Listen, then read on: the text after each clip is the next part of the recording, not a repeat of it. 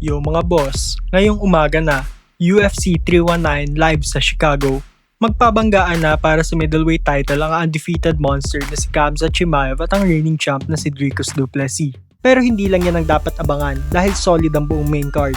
Para sa unang laban ay flyweight matchup, Kai Asakura vs Team Elliott.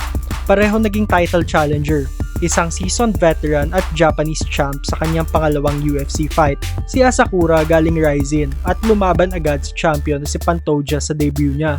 Habang si Elliott matagal ng UFC vet na pwedeng bumaliktad ng laban kahit kailan.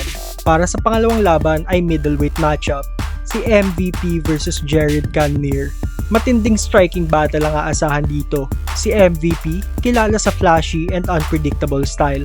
Hindi mo alam kung saan manggagaling ang tira. Pero, kalaban niya si Cannonier, dating title challenger na may knockout power mula sa heavyweight hanggang middleweight. Ang pangatlong laban ay sa welterweight division, Neal vs Prates. Parehong matitindi ang kamao. Si Neal may solid UFC resume at kayang makipagsabayan sa top 10.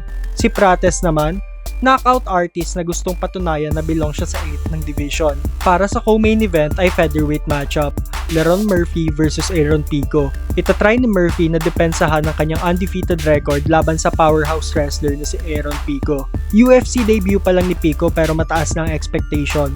Former Bellator standout na may Olympic level wrestling at legit knockout power. Kung manalo siya, sigurado ng diretso siya sa rankings. Ngayon, ang main event, si Dricus du Plessis, awkward pero effective striker. Mataas ang pressure at hindi nauubusan ng gas tank.